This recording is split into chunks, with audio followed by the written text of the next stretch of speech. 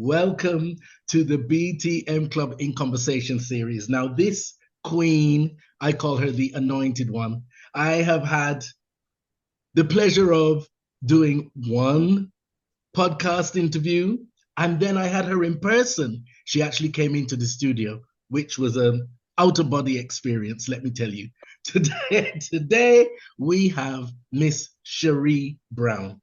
How are you doing? I'm great. Great. As you know, I call you the anointed one. I even call her the anointed one to our management because it's like, it's just who she is. Well, thank you. I accept that. Thank you. Now let's have a bit of volume there because you're not quite clear. Can you hear me now? A bit better, yeah. Better? A bit better. Because this lady is all the way over the other side of the world, on the other side of America. So it's 8 hours difference. So yes. Great to have you. How have you been? I've been really good. I've been really, really good. A busy bee, no doubt.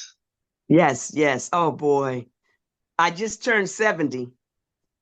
So that's a major milestone for me. Stop that right now. Stop that right now. Just stop that right now. Oh, yes, because you're a December baby, aren't you? Is it Christmas Day? Yes. Yeah, Christmas Day. Yes. Well, I did give you birthday greetings, but you didn't put that up that you were 70. So yeah, and I'm proud of it. You know, it's really a milestone, and I had to just think about it for a minute, and just realize I was talking to a really good friend of mine who's in the business, and we're the same age. She actually got to 70 a year before me, right? And so it's like, well, how do you deal with that? I mean, because it was a little bit of a mind twist for me. It's like 70. Yeah. I don't feel it, you know, and you definitely don't look it. So well, thank you. but I had to know how blessed I am, because there are some of our peers who've been in the music industry who are no longer here. And there are peers that are here and can't do it anymore. And the fact that I'm still able to do it, that's a blessing. And she is still doing it tenfold, let me tell you. But you know, you're absolutely right. There's some people who don't even make 40 or 50, let alone 70. Truth. And, you know, as you say, there's some who are still with us, but they don't even know they're still with us. You know what I mean? So it's absolutely a privilege and an honor to reach any birthday. That's why I always say, celebrate your birthday, because when people say, oh, no, I don't bother to celebrate, I don't do birthdays. I'm like, when you stop doing birthdays, honey, you're dead. so celebrate the birthday, you know. Well, let's hear this wonderful Sheree Brown story. I know I've heard it before, but it's always so refreshing to hear this lady speak. So where did music start for you? At a very young age, let's see. I think I was, I must have been in kindergarten. Five years. I might have been 5 years old. And back in the day, we had the television sets, and, you know, the big glass screen. And when you turn the TV off, then, and it wasn't even a screen, it's like a glass over this big box, right? When you turned it off, she's showing she's 70 now. Okay, she's telling me she's right. And I embrace this auntie-ism, okay?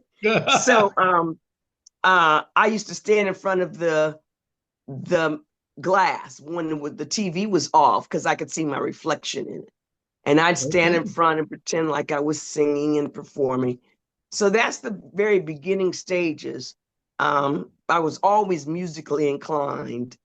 And then I learned how to play the guitar when I was 10.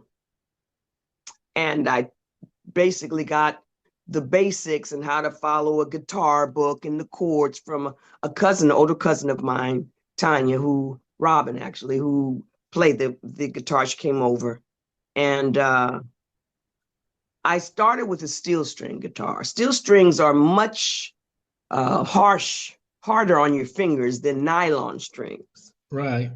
And so the whole thing about playing a guitar is that you have to be able to press the strings down hard enough so you can get a clear tone without a buzz. Right. And so that takes a little minute. It takes a while because what happens, especially with the steel string guitar, with the steel strings, is that you have to develop calluses on the tip of your fingers. So, sorry to interrupt you. It is part of the technique that you require calluses on your fingers to do it properly. Yes, you have to. Yes, because what happens as you're working to press those, you're practicing to press and you're pressing down those strings, you get blisters on your finger. Right. And I was so determined. I'd get up the next morning and I'd push down my fingers, they'd be just throbbing. And then I'd go to bed that night, they'd be throbbing so much I couldn't touch anything. Get up the next morning, practice. Start all over again. Yeah. Yes. And so after a while, they become calluses. And so it doesn't. So the process is that they have to be blistered and painful first. And then as that skin heals, it hardens and you get the callus. Exactly. At least that's what it was. That's what for you. That's and my that's process. What worked for you. Yeah. Yeah. But I think that's probably the process for most folks when they're learning how to play the guitar. You do have to have calluses, most of the time. And so it doesn't hurt it doesn't hurt anymore. And then it makes it stronger so that you can actually apply pressure enough on those strings. Yeah. To get the sound. A sound. So I wrote my fingers are hurting just thinking about it. I've got very delicate hands. I'm sorry. I remember it, right?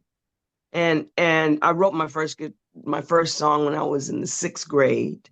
That would have made me 11. It might have been 5th grade. Okay. And 10, but around that. And it was fun. I wrote it. I had a guitar with 2 strings. All my strings had broken. I couldn't afford to buy new strings. So it was this one summer, and my neighbors, there were 3 neighbors. We were all around the same age, and we decided we were going to be the next big singing group. And so back then it was the Supremes. So we were going to be the next Supremes. And so every day this particular summer, we would get together in one of the neighbors' backyards. And so Steffi, Merlin, and Zhane, the late Zhane, she passed away. Zhane was a couple of years older than us. So here I am with my guitar, 2 strings. A guitar is supposed to have 6 strings for the most part. and as they say, when you get lemons, make lemonade, right? That's right. That's right. And so Steffi had the top of a cookie can. You know how you have those round cookie cans? They're metal. You take the top off. Well, she had the top and she was hitting it like it was a tambourine. Merlin had 2 little finger cymbals. They're really tiny, and she had them on 2 of her fingers and go cling, cling, cling, cling. And then Zhane was in junior high school and she played the drums, but she didn't have her own drum set. It was at the school she went to. But she had drum pads. She had a drum pad and drumsticks to practice. So here she is with her drum pad and sticks, and we're just, having a ball. Yes, and so the song was called "I Really Love You, Baby." Hoo hoo hoo hoo hoo hoo. Well, I mean, I think that is a classic example of improvisation. 2 strings, finger cymbals, a drum pad, and what was the other thing? The top of a metal cookie biscuit tin. I mean, come on. That is improvisation at its best. Right. So that was fun. And then I just continued to write songs. And I think in the 8th grade, before I graduated, I was in this talent show. And it was a pretty big local talent show. And I won 2nd place. There was a boys group that sounded exactly like the Jackson 5. And the Jackson 5 were really popular back then. And they had just come out. And so I competed. There were three winners. And I got to go to some little clubs they brought the winners in to perform, and I brought my guitar everywhere. With its two strings? Or did you have more strings by then? Right. By that time, I had another guitar, guitar with 6 strings. And when I was in high school, I would take my guitar everywhere. And I would just play and play. If I knew somebody wanted to listen, they didn't have to ask me twice. So I'm sure sometimes they didn't even have to ask you once, you just played. Yes. And I was always playing original things that I had written. So instead of doing my homework at night, I'd be writing a song. And then I would get up early in the morning and do my homework. Get on the bus with my guitar, take out my guitar and play my guitar for everybody sitting on the bus. So my bus went past 2 different high schools. Well, actually 3 different high schools were on that bus. So they all got to know me. They cleared a way in the back of the bus for me to sit in this one lone seat. I'd take out my guitar. Do you want to hear the new song that I wrote?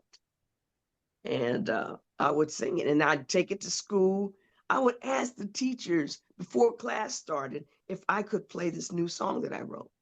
And they were very affirming and supportive, and they would let me. And I went to an all-girls high school, right? So they were my audience. And young girls can, be say it nicely. Say it nicely. Well, we can be brutal with how we like or don't, how we don't like something. Yeah. So, but they embraced me. They were my audience, and they really liked what I did.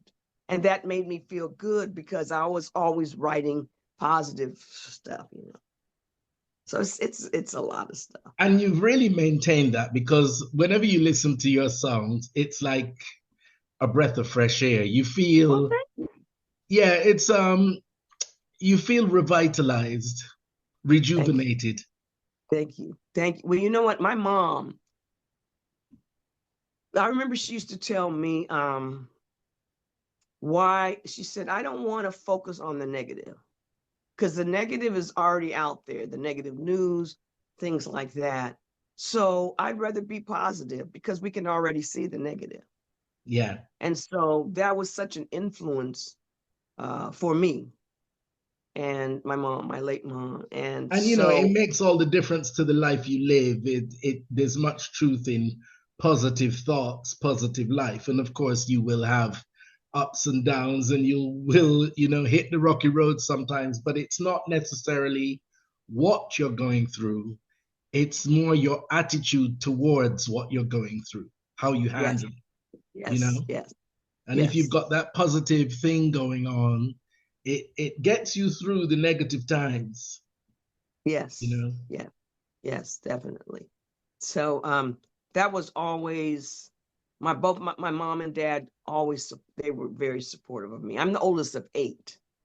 So I had an audience at home with my family, with my siblings and my mom and dad. And of course, they didn't mince any words. They didn't hold back if they didn't like something.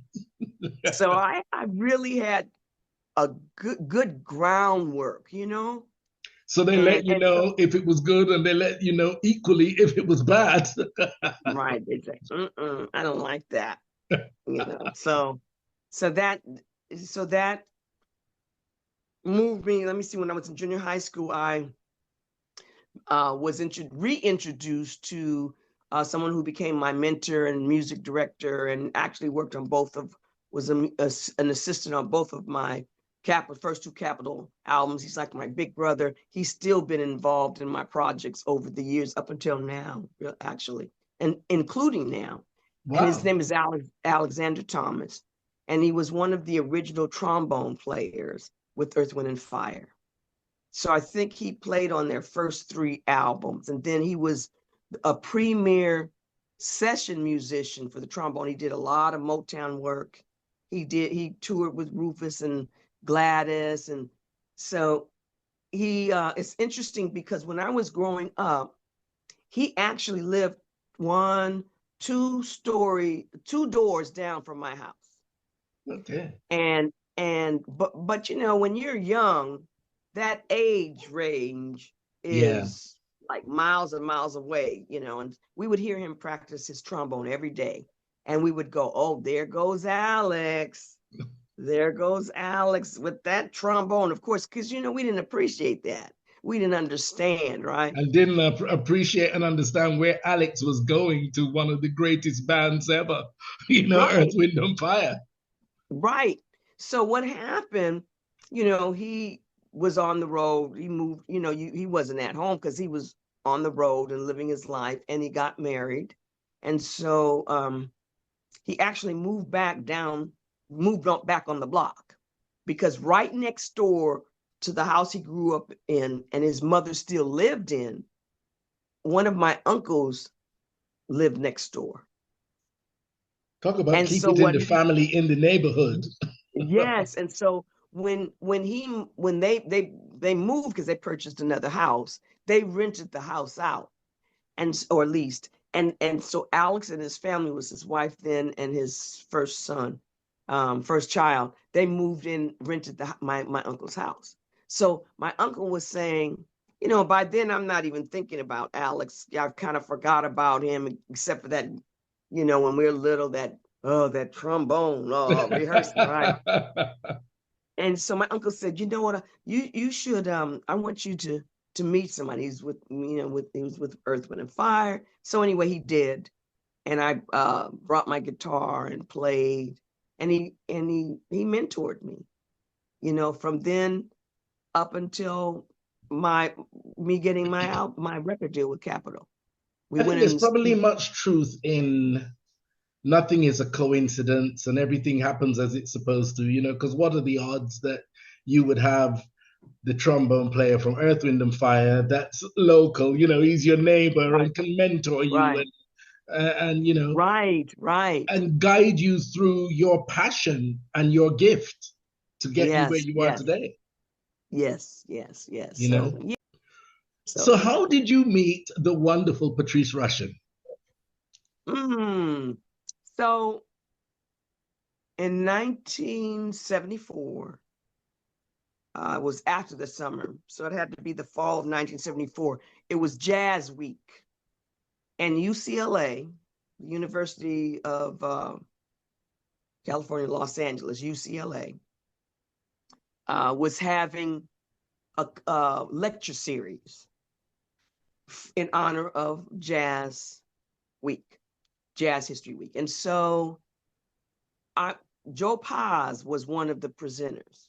He had a lecture. And so because he was a jazz guitarist and I played the guitar, I said, I'm going to take my guitar and go check him out. So I get on the bus. I'm just out of high school, right? And it takes about a little over an hour on the bus to get from my house to UCLA. So I get there and I'm sitting in the lecture hall in Joe Paz's presentation, his lecture. And he was great, but I was disappointed because I thought it was going to be more of a hands-on Right. workshop, but it was lecture.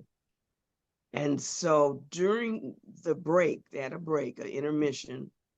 I had gone out to the intermission. I'd gone out and I saw a really good friend of mine. She says, oh, you should go check out this lady next door. You will like her. I said, okay, you know, I'm going to go and do that. So I didn't go back to Joe Paz's lecture. I went into Patrice's. And so I took my guitar, went and stood in the back of her lecture hall, the lecture hall she was in. And I listened to her, and she's sitting on the piano, so she would play, and just such an awesome, awesome creative person, you know, artist, talent. And so, but the thing that struck me was what she was talking about when she shared about values. And I was like, wow, that's me. That's me. You know, we have so much in As in common. values regarding music, writing music, or life in general. All of it, Right. you know. Although she was musically, she was a child prodigy. So um just in a different plane than myself. Although I started when I was young teaching myself and playing. So But she had already had a couple of albums out on prestige jazz albums, you know, and she was just starting to move a little bit more into the contemporary jazz. So anyway, after the lecture's over, my friend said, I know her, you want to meet her? I said, yeah. So then, you know, I went up to meet her, and of course I had my guitar in the guitar case. I take that. So we meet each other, and she says, you play? She looks at my guitar case. She says, you play that? I said, yeah. She said, take it out and play something for me. So I took it out, and of course I played one of my original songs. And so then she gave me her telephone number. She said, if you ever need any help, give me a call. Wow. And when I worked on my first demo, I called her. And one of the really great things is that Alexander Thomas knew her. That's who was my mentor at the time. Because that whole, it's really interesting, I think, when I think back, how much of a blessing it is. It's like the whole, how would I say it? Not a clique, but it was just the musicians that were around each other were friends. It's like a fraternity, isn't it, of musicians? Yes, they were friends. So Alex knew Patrice. And then when I went and did the demo, Patrice played keyboards and she sang background with me. She did some arrangements. And you know, the rest is history. We, you know, when she was working on her album, Patrice album, I think it was, the first album, she called me to do some session work, singing background. But then the next one, I actually wrote some stuff. She says, you know, I'm working on my album, and I've got to get some lyrics for this. Are you interested? I said, well, yeah. And so I trying to still sound reserved, though, going, yeah, I know. No, I did not sound reserved. Let me just tell you, I was very excited, and she knew it. I made it known, right? And so I remember she gave me a cassette of a song, and she had tracked, it was just the music track of it. And then you could hear her humming the melody to the music, right? And it was her playing, and Charles Mims and Freddie Washington on the bass. And so I've just listened to it. I put that cassette in my car. I listened to it and then brought it home, listened to it over and over and over again. And so what I would still do, if somebody presents something to me in that manner that they want me to write to, I listened to it and I said, now what do I hear in this song? What do I hear coming out of Patrice's humming of that melody? I was listening. I've been looking for you. Haven't you heard? I mean, I just heard it coming out of her. Because she's you know, humming the melody. So she's presented you with a track that she's hummed the guideline of how she wants the vocals to go. The melody, right? Right. Yes. Yeah. And so that was my guide. Yeah, that was my guide to the words. So that was the hook of the song, and she liked it. So then we got together and finished it, working together on the lyrics for the rest of the song. And that's how Haven't You Heard came about. So there is a Settle for My Love, Music of the Earth. Oh, that and then is later, my all-time favorite, Music of the Earth. Oh, goosebumps, yes, girl, yes. Goosebumps. And it was, you know, and it was so much fun. You know, it was the late Sarita Wright. We would, you know, and Patrice and I would, you know, we'd do some tracks. Jim Gilstrap, just folks like that. The late, so one of my demos had the James Brown horn section. James Brown's Horny Horns. That's what they were nicknamed at that time. Fred Wesley, it just, and Alexander Thomas, and you know, Patrice, and Abraham Laboriel, and Paulino da Costa. It Paulino was da really, Costa, come on. oh I my mean, gosh. And then Harvey Mason was on one of them. I mean, it was just, and everybody was friends, you know, they hung out with each other. and I met Steve. as you're mentioning these names, this is just a fraternity of music gods. I mean, Yeah, that's what they are. They're music gods. And I mean, people like that coming together, they yes, can yes. only make magic. They can only make Yeah, magic. yes, yes, yes. Curtis Robertson Jr. It was just, it was, it was just the norm for me. Because we were, you know, Paul Jackson Jr., it just Ndugu, the late Ndugu. It just was the norm. And so I remember I was dating my husband at the time, Doug, and we had gone to a gathering at Sarita Wright and Curtis Robertson Jr. She, you know, she originally was married to Stevie first, and that's how I actually met Stevie, through the late Sarita. But then Serena. yeah, in her second marriage, she was married to Curtis Robertson Jr. And so we're at their home, and they're having kind of like what you'd call a barbecue, but it's all vegan, Back no then, meat, yeah. right? And so I remember Doug sharing about that. He was so impressed. He says there was no drugs and no smoking. They didn't even eat meat. And then what happened? We just had a jam session. Patrice and the late Ricky Lawson, Joe Blocker, you know, all these folks at the house, Curtis, Sarita, just playing, just having a jam session.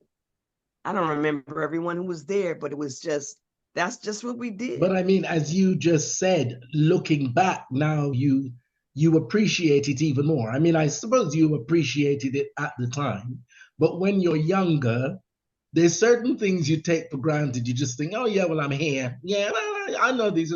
But now you look back at the giants that they are in music. Yes, it's kind of mind blowing. And See, what a so yeah, fantastic environment to be in to hone your gift. yes, yes. And so I think back even prior to that, when I was in high school and I told folks what I wanted to do, I was very active with debate and speech because I wanted to be a lawyer, an attorney, right? Okay. I told people I'm going to be a singing lawyer. With And my guitar. right, right. And so what happened, just when I was a senior in high school, I entered this major talent show. And it was kind of like the equivalent of American Idol Okay. and it was a live show, and it was local. And the winners, the finalists, would go to the Hollywood Bowl and perform on the Hollywood Bowl stage. And so I remember when I was in the ninth grade, I entered this competition, and I got a reject letter. So by the time I'm in the eighth grade, because remember, I'm playing my guitar everywhere, all the assemblies at school, the different functions. And so I didn't take music, but the music teacher approached me one day. She was a nun because I went to a Catholic high school. She said, you should enter the Battle of the Bands. I said, I did that already, and I got a reject. And she said, yeah, but you were in the ninth grade. You're a senior now, and a lot has changed, and you've Yeah. grown. You should enter it again. I said, okay, I will. So the process is you audition hundreds of people. They have different categories, and I'm in the vocal soloist category. So hundreds of folks audition. And out of those auditions, they pick 20 people, 20 competitors in each division to go to the semifinals. So I went to the semifinals and performed. And out of the 20 in each division, they picked the top 3. to be the finalist at the Hollywood Bowl.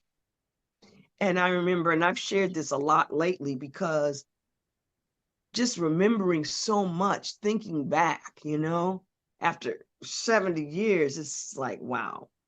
And I remember I competed against two guys. One sounded exactly like Donny Hathaway. The other guy sounded exactly like Frank Sinatra. And they both did cover songs for each of those artists. They did some of their tunes. They were awesome, excellent. And I did two of my songs with my guitar that I wrote, originals. And so they had an orchestra that was conducted by Larry Farrell. So we had an orchestra playing behind us. He did the arrangement. So here I am on the front of the stage at the Hollywood Bowl with one bright spotlight on me, with just me and my guitar. I was playing a 12-string guitar, and the orchestra playing behind me. Making your two tracks sound bigger than you'd ever imagined, because oh my gosh, it was, and I remember it was magical for me. It was very spiritual for me, because I remember it was right around July the 4th here in the United States. It's a big deal. And, when July 4th comes, people are popping firecrackers and fireworks. Well, people start doing it before July 4th comes around. Yeah. So there was in the audience, there was a group of folks, and they were younger folks that were a little rowdy, as we would say, and they were popping firecrackers, and they were talking a lot, making a lot of noise. And I remember when I went on the stage, and I've posted this picture in a couple of posts, numerous posts over the years. I'm wearing like this multicolored blue, royal blue, and it's got a little lighter blue dress that my mom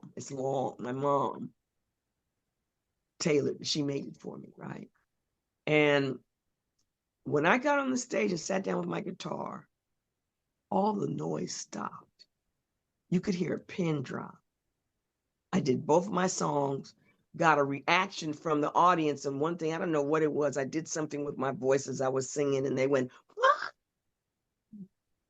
And so then as soon as I finished, the noise started back up. The firecrackers started back up. And so I remember a couple of people after the show told me, when you got on the stage, you can hear a pin drop. And I won. I won that competition. And I remember before I went on the stage was like, okay, I said a prayer. There was a dance troupe of girls that went on stage and danced before I got on. And they said, "You want to join us in our circle?" I said, "Yeah." And I remember thinking, I said, "Okay, God, you know what?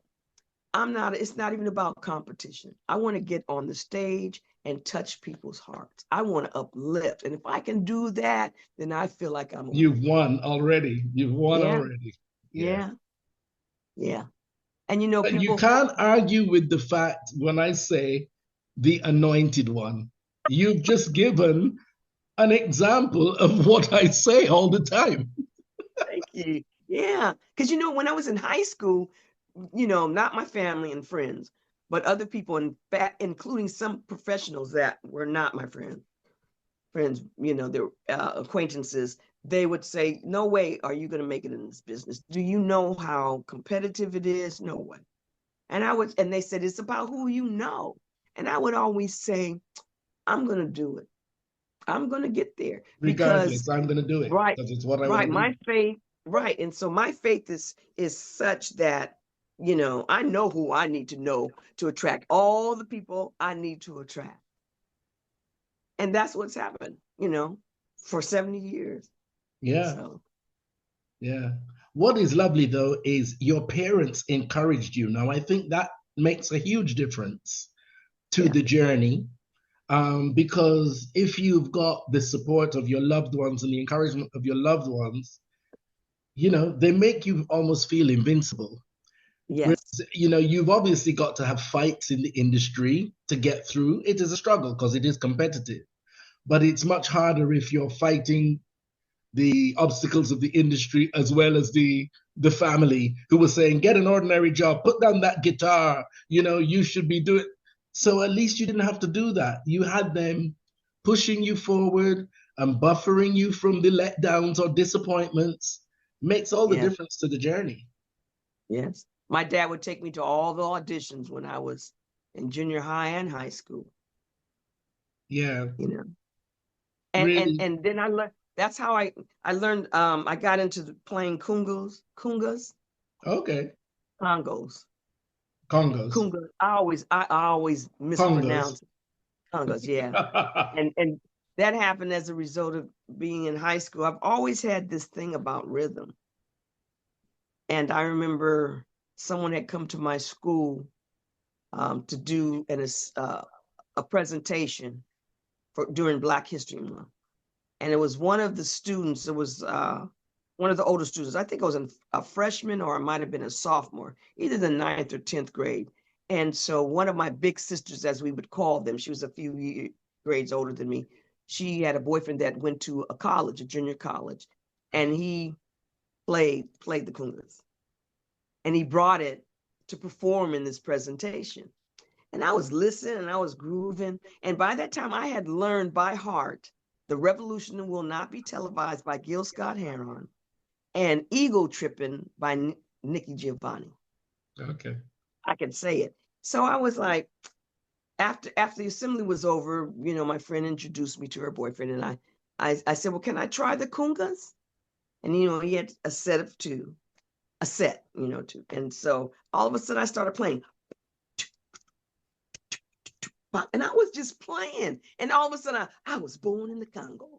I walked to a fertile crescent and built a sphinx. I designed a pyramid so tough that a star that only glows every 100 years falls to the center, giving divine perfect light. I am bad, right? And I was saying it when I was playing the congas. And everybody was looking. So these colleges started inviting me to perform at their events. And That's my mom fantastic. my mom sewed these dashikis for me, long dashikis with African print. And later on, I did an independent release. I recorded a song called Beautiful Woman, and I actually stood in line at one of Nikki Giovanni's book signings, and I had a demo of Beautiful Woman that Patrice Rushen and I had done. And we also wanted to co-wrote some collaborators was Steve Barry Cohen and Sanford DuBose. And so I gave it the demo and asked permission. In fact, I included it on it. If we could use so many of her lines in the opening of the song from Ego Tripping. And she looked at me and she says, yeah, I'll give you permission. And you can do it, and I give it to you gratis. Meaning she didn't charge, and we didn't have to do any licensing or anything like that. And she connected me with her folks so that we could take care of the paperwork legally. But it's actually, it was released independently. It's out there. You can download. It's called Beautiful Woman, Beautiful Woman, the Jazz Way, or something like that.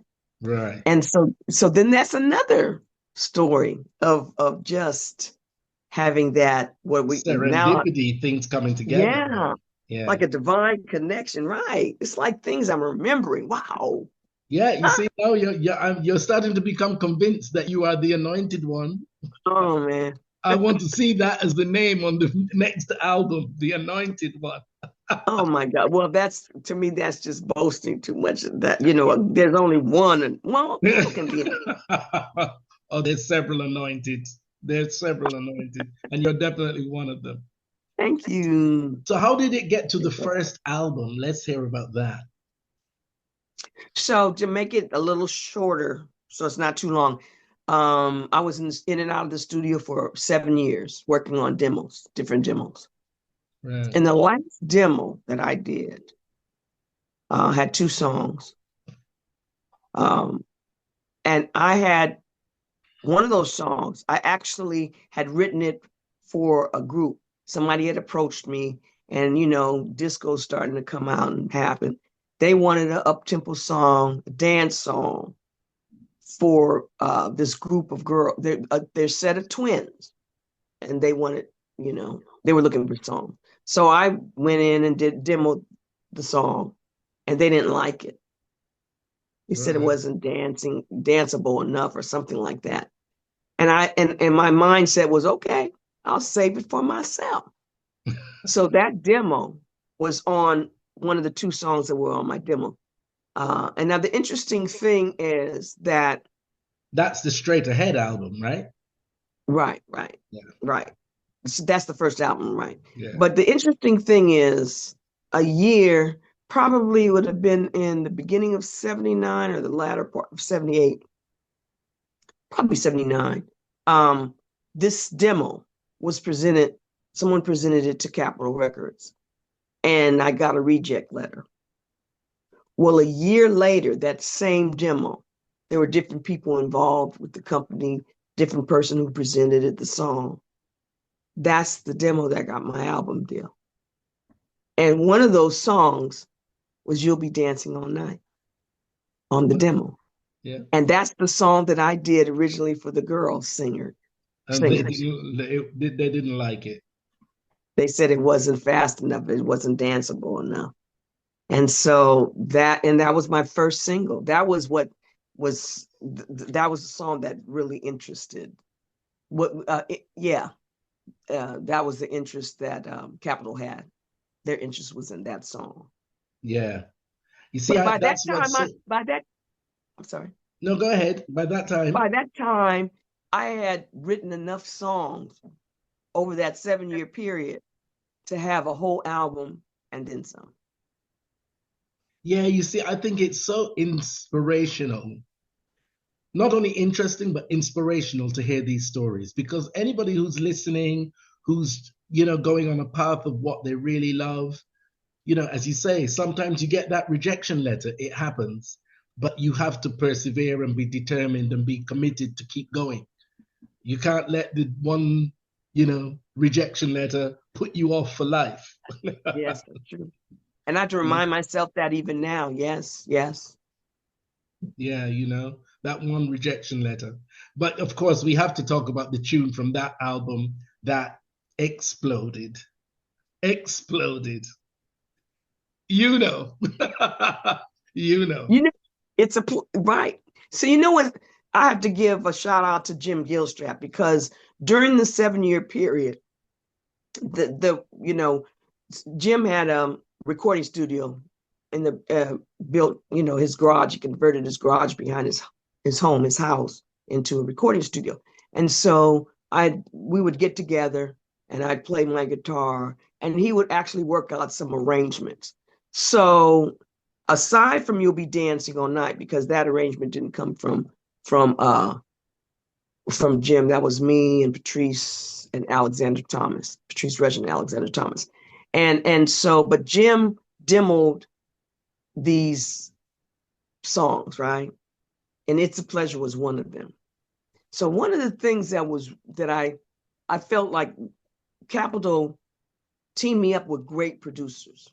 So Minnie Riperton was an inspiration. I never had the opportunity to meet her because she passed on. I had a year before I did my first album with Capitol.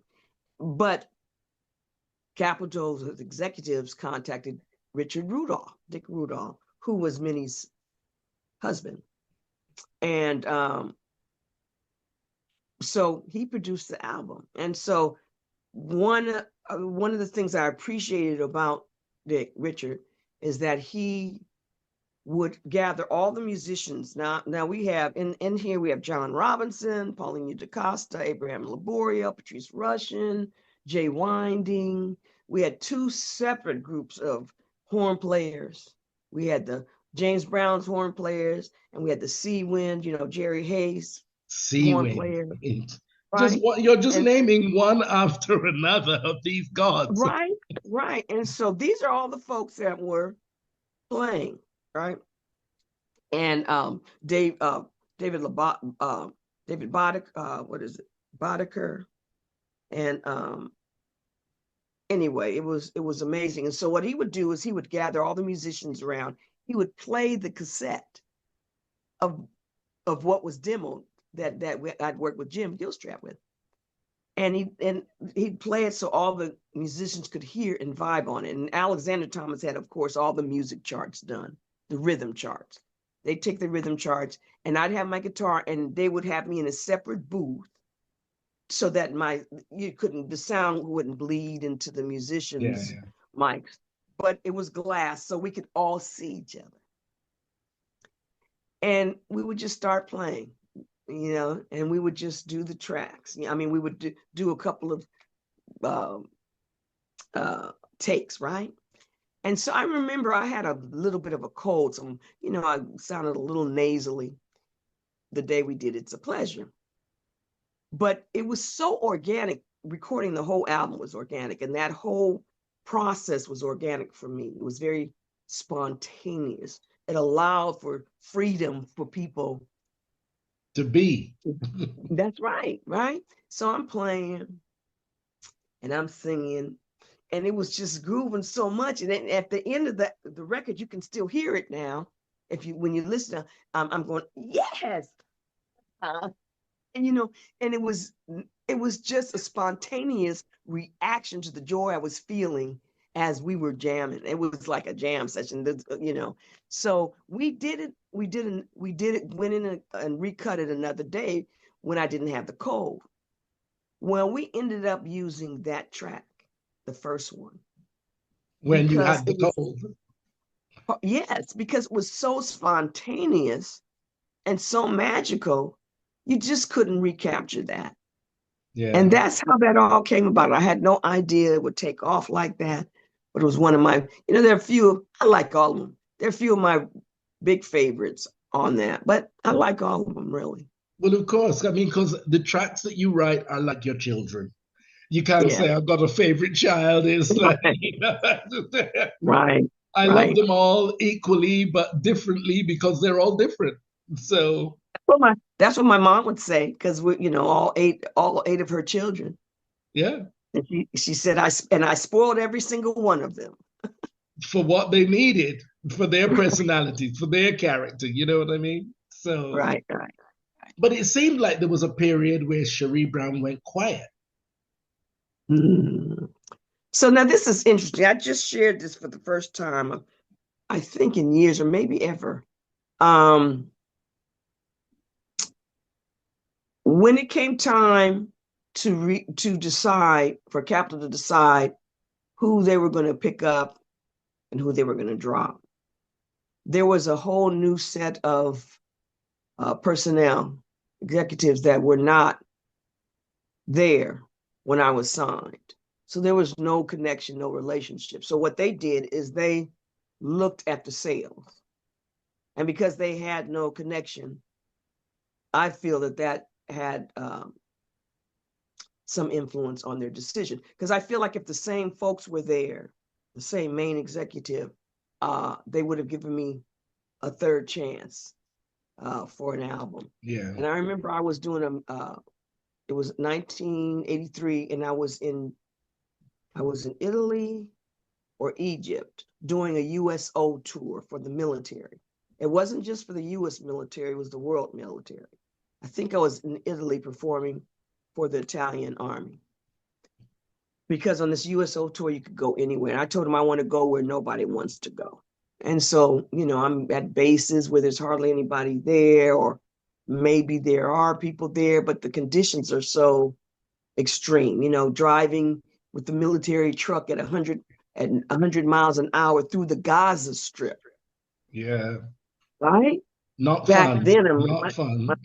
Right. My manager and I we're in this vehicle with two military guys, and we're like, are we in danger? And they were, oh, no. Somebody, once in a while, somebody will throw something at the truck. Well, yeah, we looked at each other, right? So anyway, I'm in Italy, and I'm trying to figure out why Capitol hasn't gotten behind supporting this USO tour. I mean, I had a long line, Barry, of the Italian army lined up to give me their name and telephone number, not telephone number, but address, so that I could send them an album or find out how to get an album. And I performed in English, and most of them didn't even speak English. They spoke Italian. Music is transcendent. Music, you know. Transcends everything. Yes, yes. So I'm sitting at dinner with my manager, and I'm like, you know, asking him this question, and he looked at me and he says, "They dropped you from the label." I'm like, oh my gosh, I was devastated. And so everyone thought, because of my talent and that I would not have a problem. All my my team, my business manager and accountant, everyone thought, well, it won't be a problem. You'll get another deal. But I didn't. You know, it wasn't, you know, that I wasn't trying. And so I remember changing my music a little bit, trying to be what I considered to be more commercial, thinking that that would be, I would have more success. But I found out later that wasn't a good thing. Yeah. You know, it was it was being who I am, what I do. Yeah, if you're Got me out. creating, it has to be your authentic self. Right, right. So in the meantime, as I'm behind the scenes working on demos and writing, you know, I'm married and we started to have a family. So I took some time off to be a mom. Right. Still doing behind the scenes stuff, still writing, co-writing, still doing some things with Patrice Rushen and some other artists, Sarita. But you know, I have two wonderful children that are young adults now, my daughter and my son, who are involved with my music, especially in this new project. But they were very active in dance and gymnastics, and so I just took time out to be a mom. So when they got old enough, then that's when I started getting, you know, I was writing. Doug and I wrote a children's book with another collaborator, Pichot Hunt. And so then I got involved in some educational things where I brought my music and my talent to students, you know, elementary and high school, junior high and high school. So I did that as I'm, you know, still being my mom. I'm not being my mom, but being a mom to my, Yeah. you know, yeah, a mom, and doing my mom duties as a mother, and doing those other things that kept me connected with the music, connected with the tradition, the where the music was currently at the time. So then when they got old enough, they were in high school and college, when, you know, I just jumped back Didn't into need you as much. it. Right. I A just little jumped more back into it. independent. Yeah. Yeah, I did a few I did a few independent album releases. And then the great thing was I started doing these episodes. Webisodes. I'm not, to this day, still, I'm not sure what I would call them.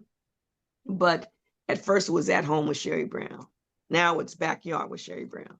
Yeah. And I remember doing a live stream with me singing You'll Be Dancing All Night and It's a Pleasure. And somebody contacted me through social media saying that I wish you could come out and do a show. And I said, I'd love to, put me in connection with somebody. And that's how the O2 came about. Right. Somebody got in touch with me and my representative. And I opened up for the Valentine's brothers, Zhane and the late Leon Ware. And that's when I knew that I had a following that I didn't know I had.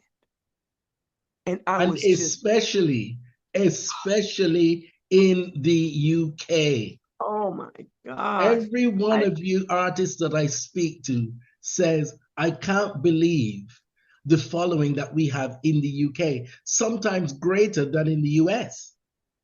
By far. At least my case was. And I'm like, wow, what I've been asking and hoping for has been happening right here. And I didn't even know it. So you all are so dear, because I really believe that you help to, in your audience and the people across the pond, help to reinvigorate my career.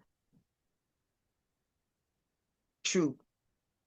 And so then that's how Ralph T and Richard Serling and Expansion, that's how we got together and started talking. I think it started off with just some single releases and some compilations that Ralph that they do, the Luxury Soul Weekend, Luxury Soul. Yeah. Then I was 5 years later, maybe I was invited to do one of the Luxury Soul Weekenders.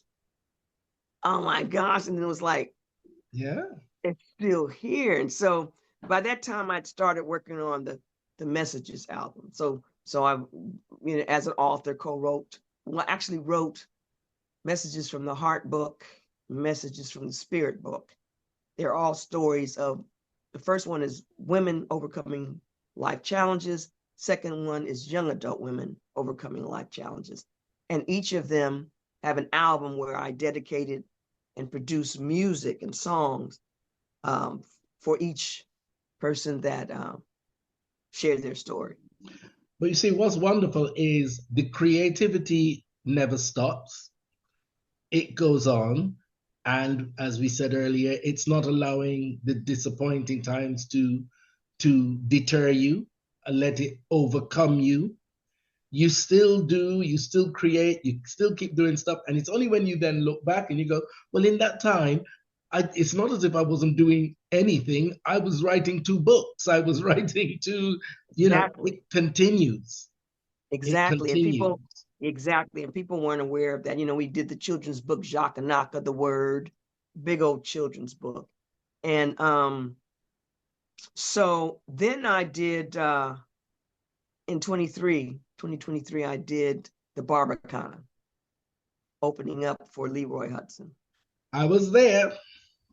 Oh my gosh, Barry, then it's very humbling for me.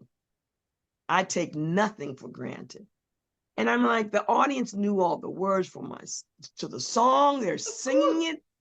I'm like, oh my gosh, I'm just like a kid on the stage. Well, that was the time you came into the studio and we did that interview then. And my girl sang live for you all, if you remember. Yeah, okay. Yes, and so what happened is the third book, we're almost finished with the third book, Messages from the Soul, are stories of men overcoming life challenges. I was going to say, this is a bit sexist here. Women. No, I'm glad you've got around to the men because we need help too, That's right. And so my husband is Douglas Johnson, Senior is authoring that. But the same format where there's art dedicated to each chapter and a song dedicated to each chapter. So the music, Messages from the Soul, The Power of Music, that album is dedicated to this book. And of course, it's released before the book comes out. The book will be out this year, hopefully by the summertime. But I made a conscious decision, keeping in mind you all across the pond and the joy that I have seen you all.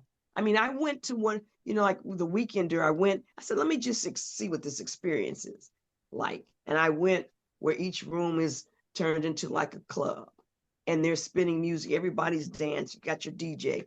And people are dancing. They don't care if they have a partner dancing with them or not. They're just dancing. They're just going to have a good time. Yeah. And I was like, wow, quite different than here when you got people are leaning up against the wall, And so I decided on this album, since this is the third, it's the last of the trilogy.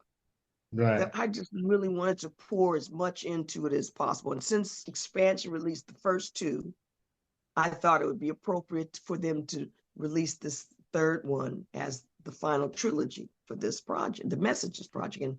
And Ralph agreed. And so that's how that all happened. So the album was released in December 21, 2025, of course, during the holidays, but that was fine. We did one release. They did one release, I'm Gonna Rock, Bop Bop, with all of the different remixes. And then, so the new single was released last Friday called Free to Move. So what I decided to do is to focus on most of this music being more danceable.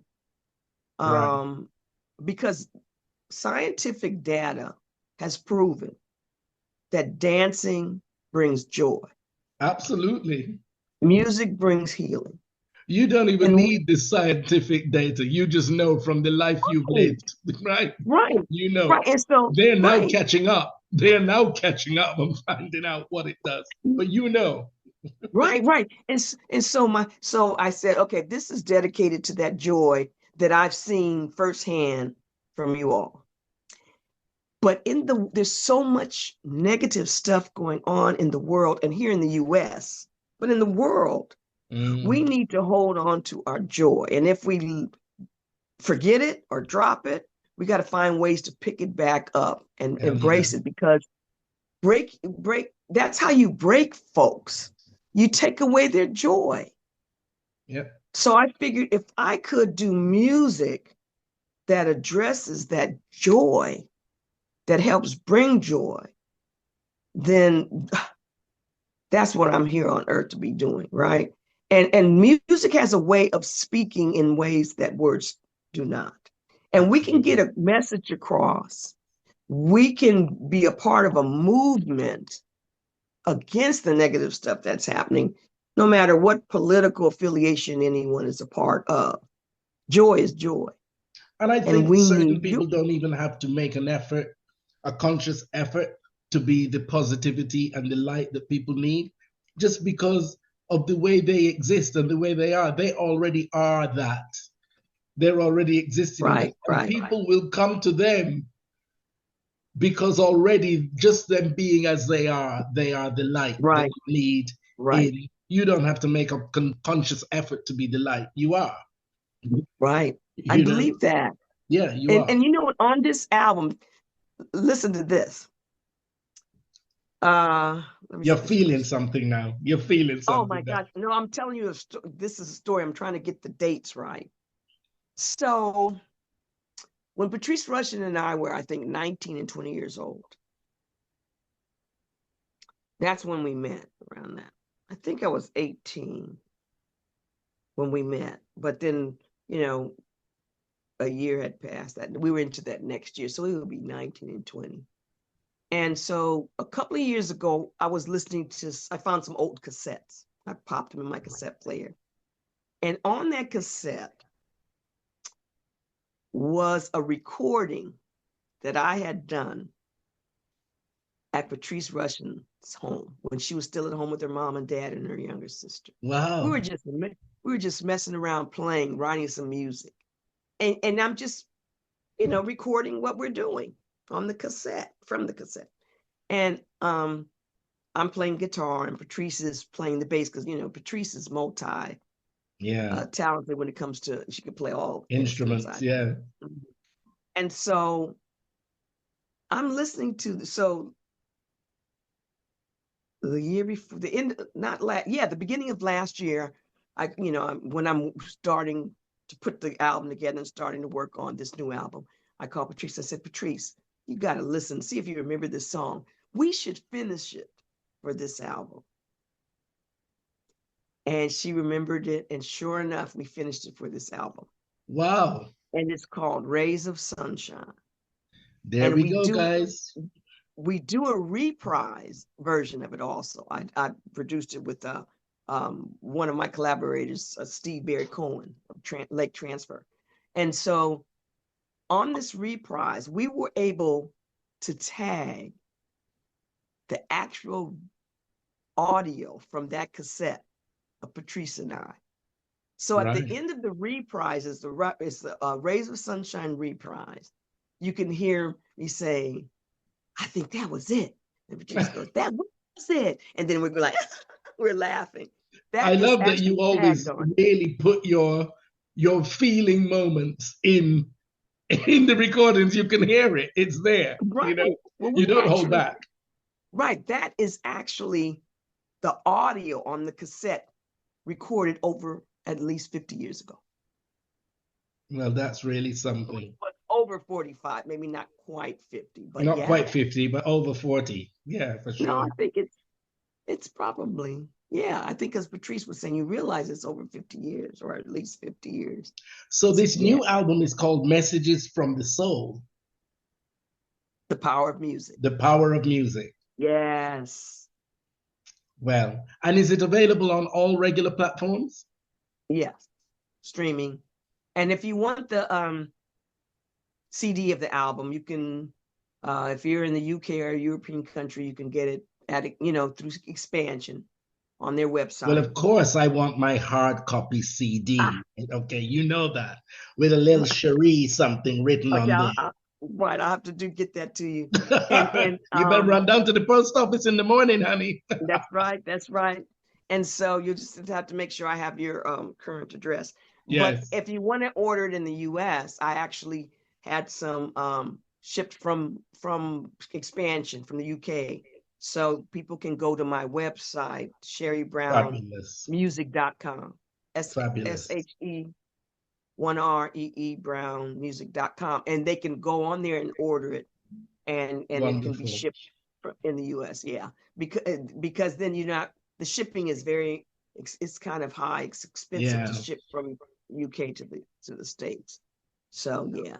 Well, thank you. Expansion I just have to say they did such an excellent job in the booklet, because in the booklet there's all the credits, why this is all about. You'll see. That's wonderful, because that takes us back to the old days when you used to get all the credits on the insleep or on the back of an album, and that's where you were doing your learning and your studying. That was your research. But you didn't know it was your research. You were just like, oh, this was recorded here, and so were on the BVs, and so was playing the bass, and that was your research, Yes.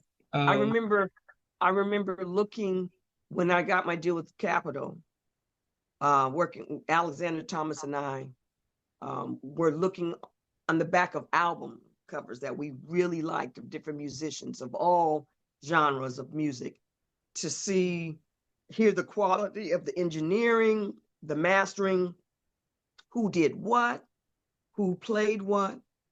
And we did that both for the first album, Straight Ahead, and then we talked with Richard Rudolph, who was the producer. And we did it for the second album, The Music, and working with there's that dog, right? There's the horse. He wants some Sheree attention. Right, but you know what? He's a good somebody. It's probably the mailman, right? He's a good guard dog, watchdog, guardian, right? So yeah. Well, thank you for gifting us with music, for some 50 years. Very grateful. You're welcome. Thank you for gifting us with your presence to always talk about you and promote what you're doing. And being accessible. We all appreciate that. And, as I can say, you know what you got to do, guys. Download, or go to the website and get a hard copy. Yes. I will be getting mine from the High Priestess herself. So we're on a different page. No, just me, just one. And you know what?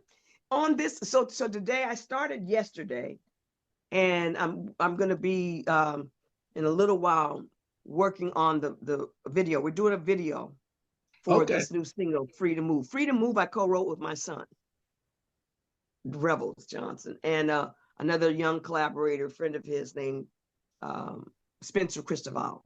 And I wanted a groove. I went to them, I said, I want an Afrobeat, something like that. And that's how it started.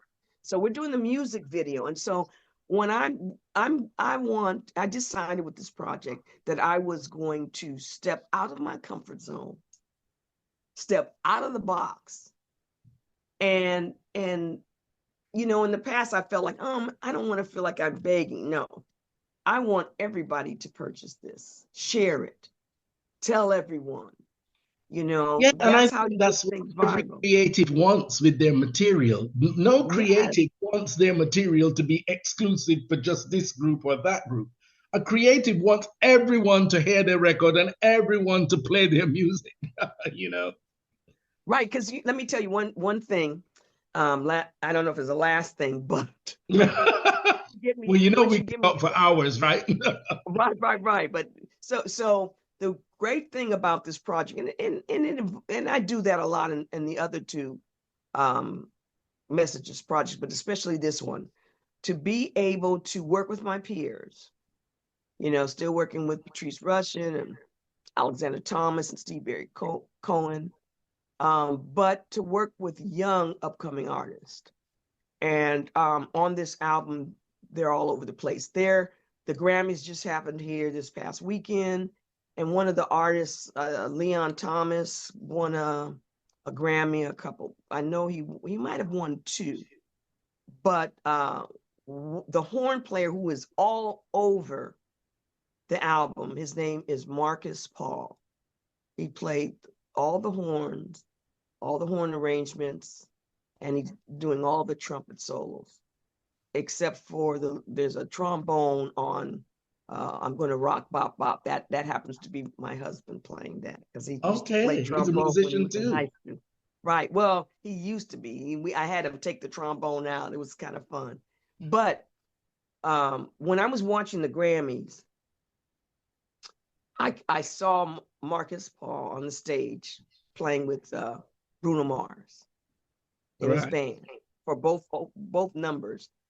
But Marcus Paul played on a lot of the music on this Grammy award-winning album by Leon Thomas, and including, I understand, a horn solo. So these young musicians that are a part of it, that's always what I've wanted to do and have done, and especially then, you know, doing that, the mesh, the collaboration, the collaboration. Bringing it forward to the next generation, including them, and it's a whole journey. Right, and even one of the songs, Chapter 4, I co-wrote with my daughter, Maya Nicole. So I'm proud of everything I do, but this album is special to me, and you all are special. I have to say that, Barry, you're special. You're special. You're special. And you're special. I'm talking to your audience. And you're special. And you're special. Thank you. See, this lady, she's special. I told you. Sheree, wonderful. Everybody, get downloading. Go to the website. Get your hard copies. Message from the soul. The power of music. And all that are listening know the power of music, because that's why we're here. Thank you so much for joining us. Every success with the album. And we look forward to seeing you in person back in the UK. I want to come back. As soon as possible. Back. Yes. As soon as. Thank you. I need to be in the presence of the Anointed One. Okay, that's all I'm saying. And I love you all. I love you all, really. So all the very best. Thank you. You too. You take care.